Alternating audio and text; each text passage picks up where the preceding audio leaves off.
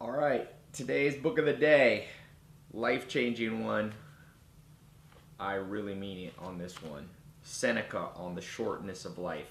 I picked this up. I was traveling in London and I went to Waterstones. That's like their equivalent of Barnes and Noble. And I saw, I already carry so many books with me when I travel. I was like, do I want to buy other books? But I found these little teeny ones up in their classic section. It's always amazing to me. Classic books. These are books that stood the test of time 3,000 years. They're in some little rinky-dink corner that nobody ever goes to or buys.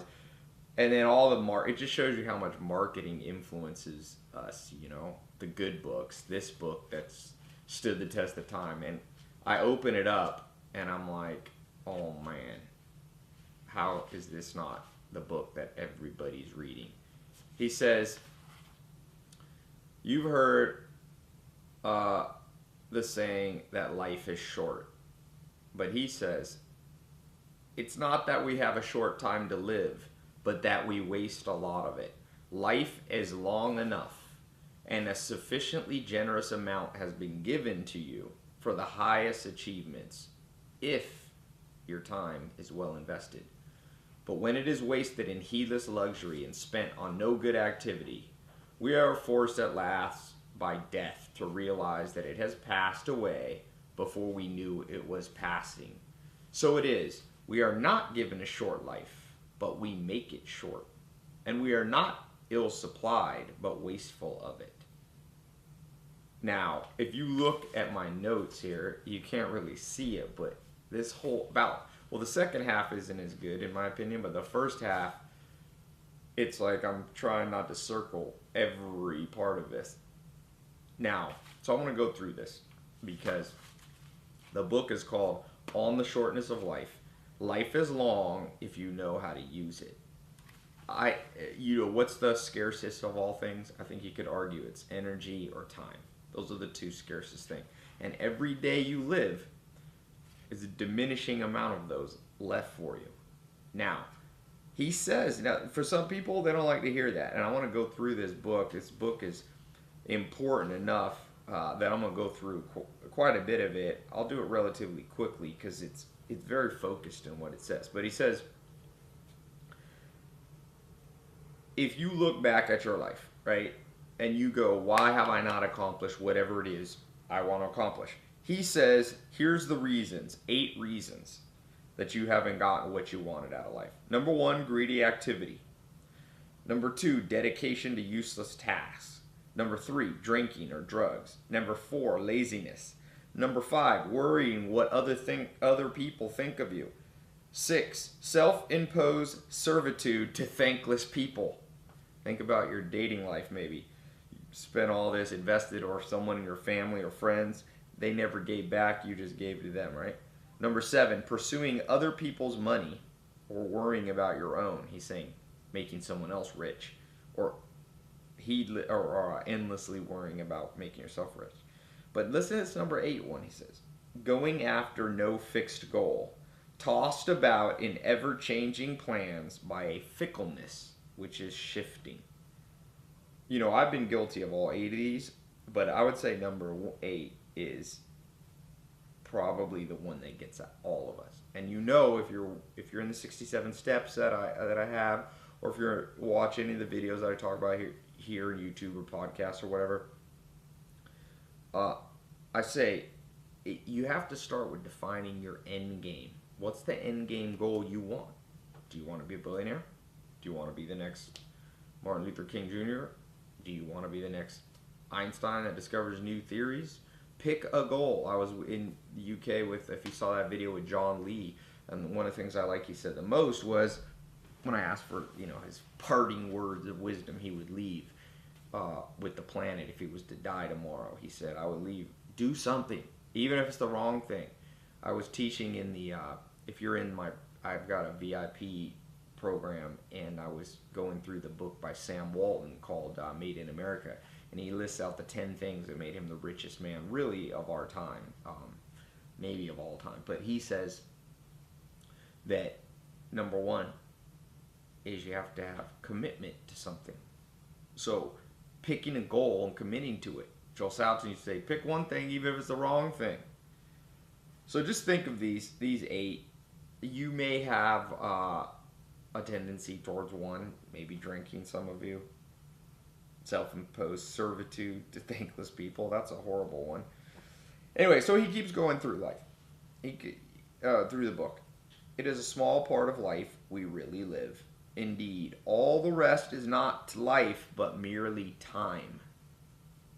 So if you violate these 8 principles, what will end up happening? And I see this, like you go outside and just look and you're like, everybody is just passing time. They're not living life. You know that Thoreau saying, the mass of men live lives of quiet desperation. What is called resignation is confirmed desperation. And that's the world that you're in right now. You have to be different than that. He says one of the things you have to start with is being not so liberal with your time. He says you will find no one willing to share out all their money. But to how many people do we divide up our life? People are frugal in guarding their personal property, but as soon as it comes to squandering time, they're most wasteful of the one thing in which it's right to be stingy. So he's saying, don't be stingy with money, but be stingy with your time. You know, if you're in a movie and it's a stupid movie, get up and leave. If you're at a party and there's no end game goal and you're around horrible people, get up and leave. Be stingy. Think about yourself. Like, I know a ton of stingy people. They're stingy when they tip a waiter.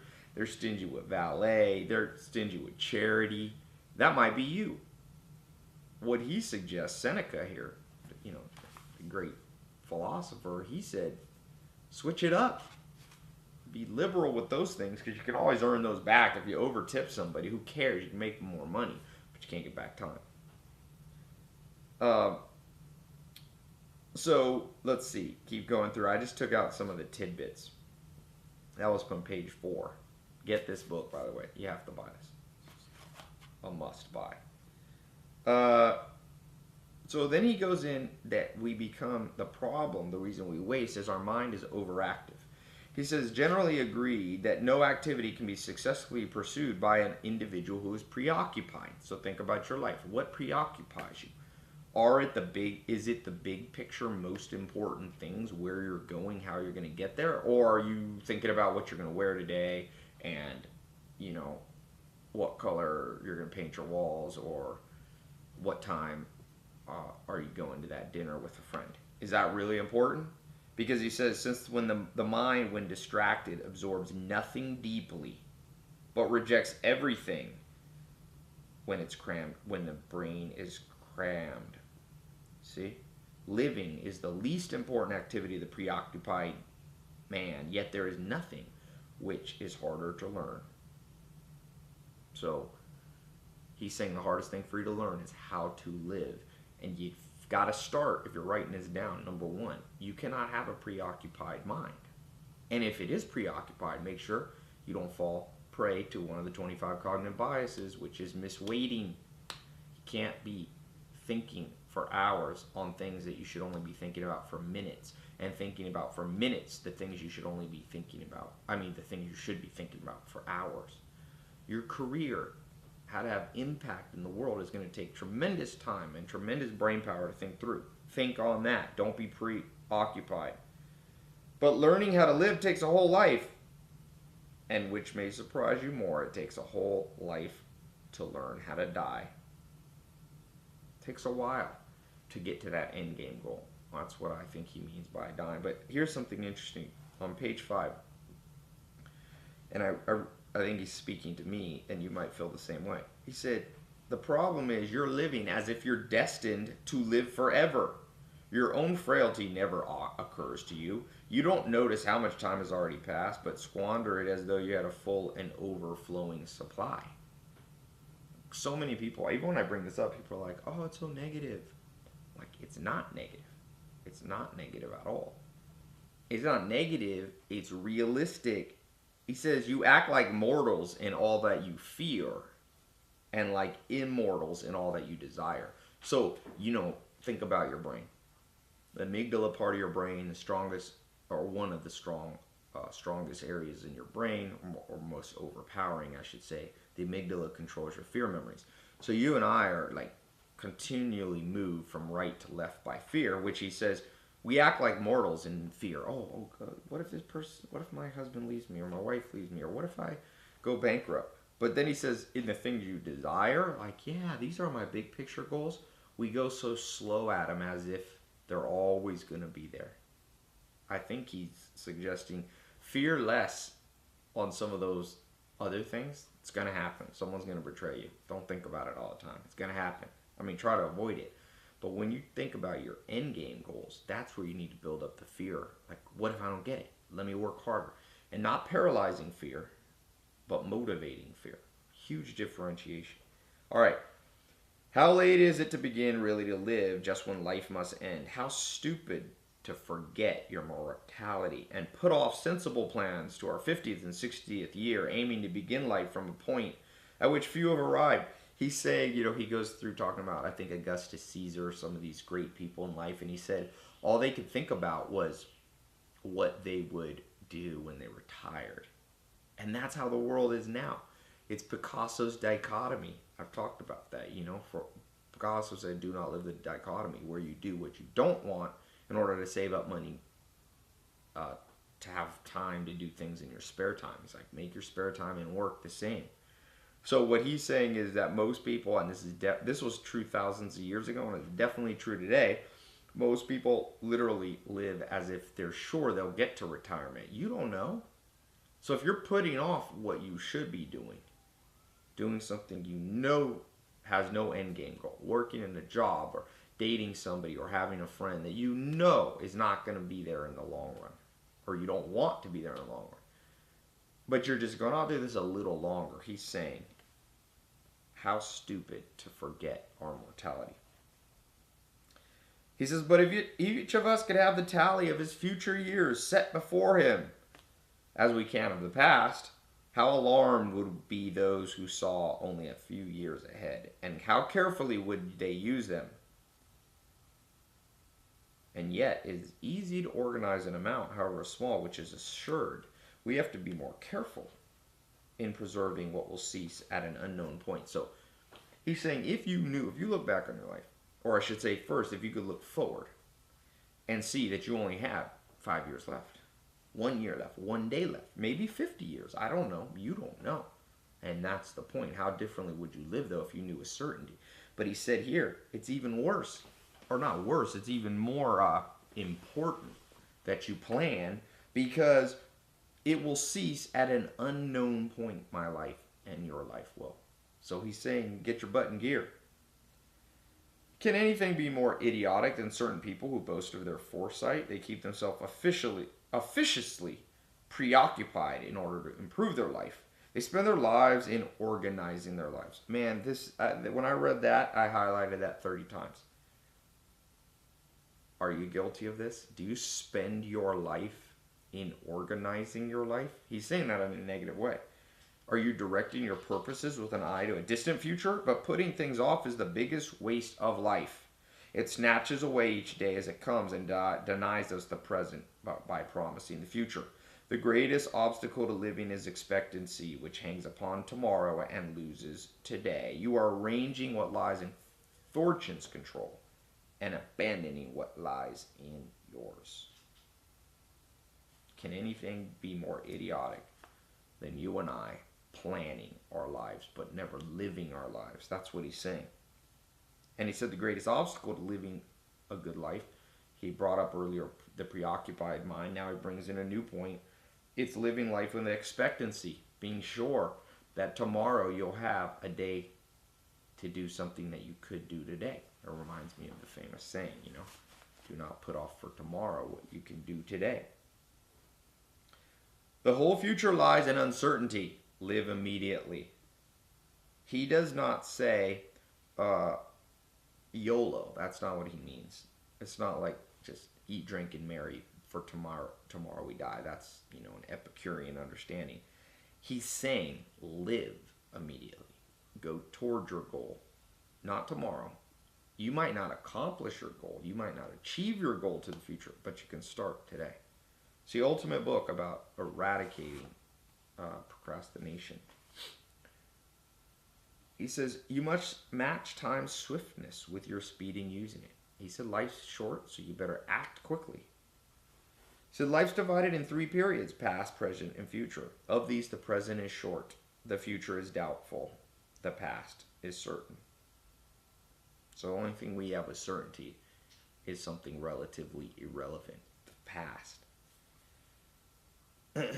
Now, one of the things I liked is he talked about, as you start going towards your end game goal, be careful of a few traps. He talks about people who reflect how pointlessly they acquired things they never would enjoy, and how all their toil has been in vain. But for those whose life, he's talking about business.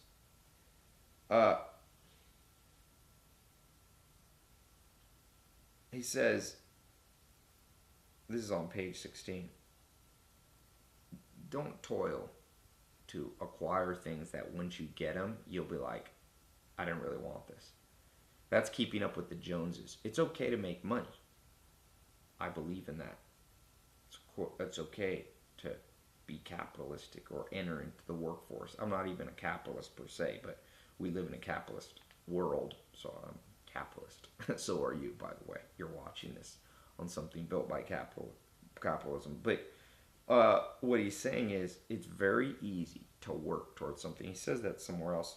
It's one of the most tragic things to work for something, and then once you get it, realize this didn't do what I thought it would do. So be very clear. Like, if you want to make $1 billion because you think it will make you happy, that's a bad reason, because we already know scientifically it makes you a little happier to be a billionaire. But if you have an end game goal, like Bill Gates goes, I want to eradicate poverty from Africa, and me having $1 billion will give me the power and the control over resources to accomplish that, then go out and make $1 billion. See, that's an example of an end game goal, right? Then you make your life on a day-to-day consistent with that end game goal. He says, of all people, only those who are at leisure, who make time for philosophy. So in this book, as he goes through this about us wasting our time, the answer he ends up giving us is that you must make time for philosophy. Now, he doesn't mean what you might think about philosophy. He doesn't mean like philosophy in the sense of reading philosophy, Nietzsche and, Schopenhauer and Bertrand Russell and all that. What he really means here is, I think, the contemplation of life, the understanding of life, the planning of life, the curiosity of life, right?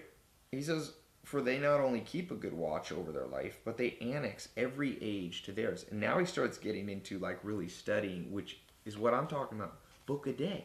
That's to him is philosophy. He says, you will annex to you, you will bring into your life all the good things from throughout history into your brain. All the years that have passed before you will be added to your life in terms of experience, knowledge, ability to not make mistakes. All the distinguished founders of holy creeds, he's talking about the wise people of the past, men and women, were born for us and will prepare a way of life for you. The toil of others, we are led in the presence of things which have been brought from darkness into light, meaning you don't have to toil and go through the struggle if you study what other people have struggled with. We're excluded from no age. Doesn't matter. You can study Gandhi even though he's dead. You can study Aristotle even though he's been dead for thousands of years. We're excluded from no age. We have access to all. And we're prepared in loftiness of mind to pass beyond the narrow confines of human weakness. Since nature allows us to enter into partnership with every age, why not turn from this brief and transient spell of time today and give ourselves wholeheartedly to the past, which is limitless? Will Durant would say the best philosophy is history. I just say, let's sum it up and make it more practical. Read more. That's what he's talking about. That's how you will acquire, obviously. That's what he was talking about. So, he says, none of these people will be too busy for you. None of them will send you away not happier and more devoted than you were before? They're at home to you mortals by night and by day. The knowledge, and I'm going to just change his words a little bit, because when he said philosophy, he clearly meant reading the philosophers, right? Books. You got to read more. Seminars, YouTube videos, audiobooks, whatever it takes, you got to pull knowledge into your brain. That's what he says is the way to not waste your life. Then he goes on.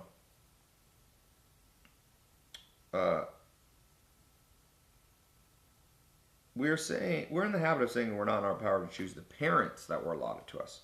That they were given to us by chance. That's true. You did not choose your parents. I did. And so many people, as all of us get older, we start to blame our parents for things they didn't do right. But he says, but we can choose whose children we would like to be.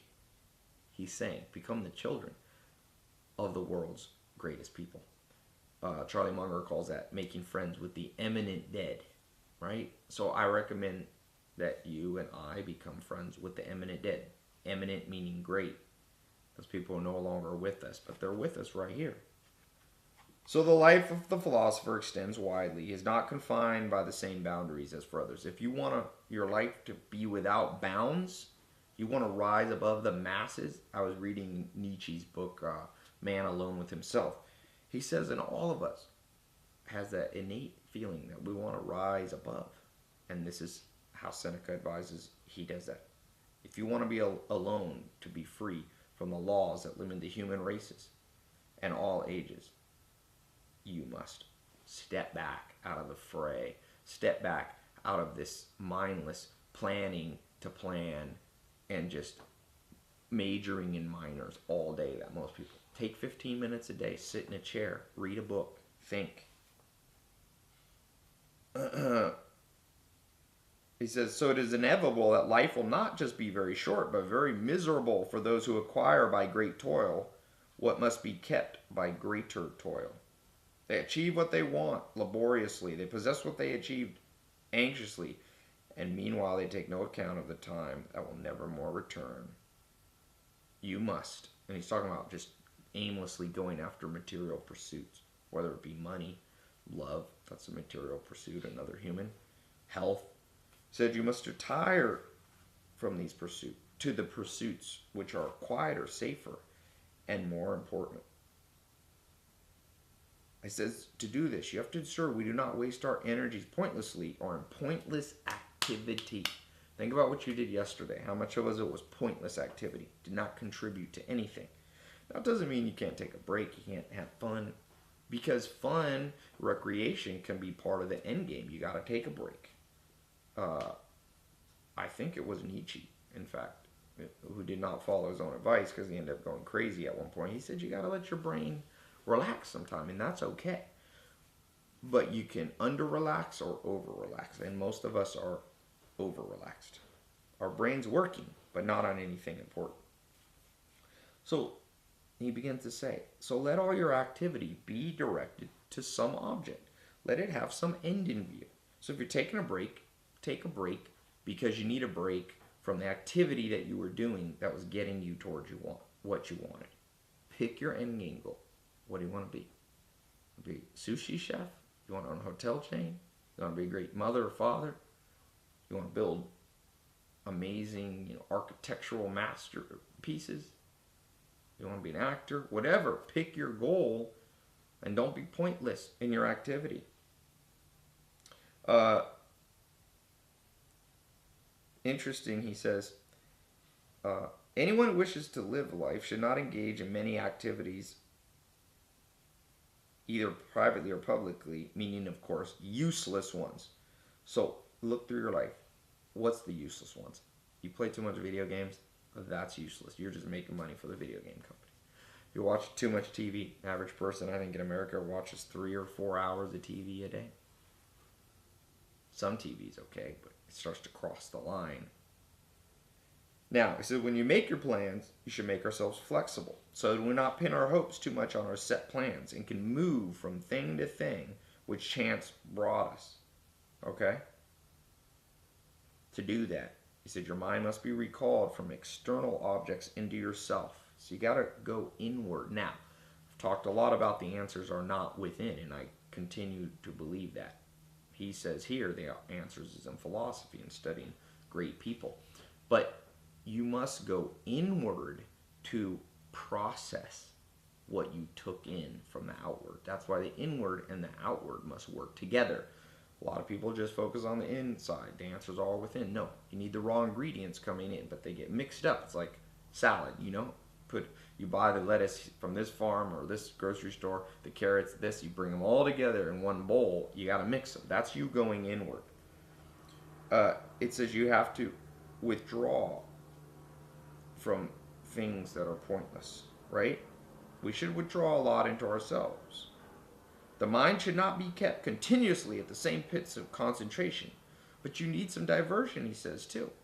Socrates did not blush to play with small children. Cato soothed his mind with wine, and Scipio used to deport himself triumphantly to relax. So it's okay for you to relax a little bit. It wasn't Nietzsche, by the way. It was actually.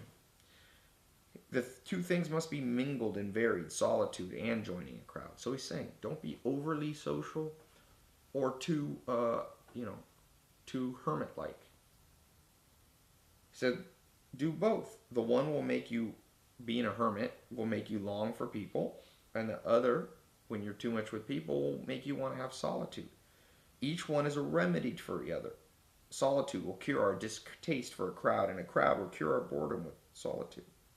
Yet at all times, you must be stimulated to rejoice without restraint, and austere soberness must be banished for a while. That's what he also means. Have fun. That's what I was saying. So, as we go through this book, absolutely vital that you read this book. Just keep in mind the big picture points. We waste our lives in about 8 different ways. Okay? Number 2, the problem is not that life is too short. It's that we don't invest it. So then he says the next point that you must remember is that you can't be miserly with your money, frugal with your money, and just spread your time out there. Be frugal with your time. If you're doing something that has no end game goal, stop. Be frugal. Be cheap with your time. Now, then he says what you must do is you must begin to go into a place where you become a little mini philosopher. And I don't mean philosopher in the sense of, what you learn in school. I mean somebody who reads, learns, loves knowledge. That's really what a philosopher is. Just someone who loves ideas, loves the experience, books, knowledge, seminar. Just a lover of learning. He says by doing that, you take into yourself all the greats of all time into your brain. He says you become timeless. Then he says you must begin to hone down a specific goal that you want, that you invest in. And then he says, put all your energy towards it.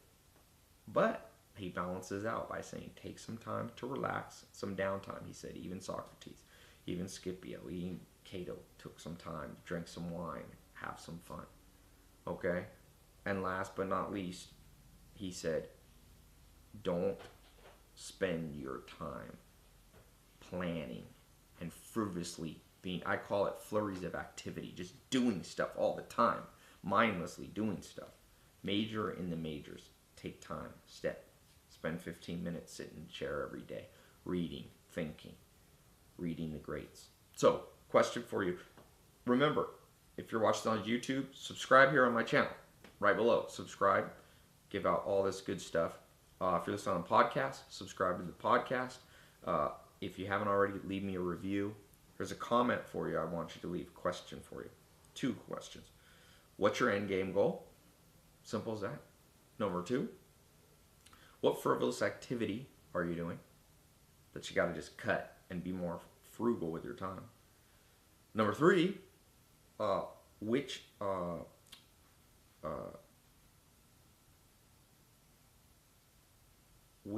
area, is it reading, is it going to more conferences, is going to make you more of a philosopher so that you make friends with the eminent dead, with those great people in life. So go to tylopez.com, join my free book of the day. I put these out.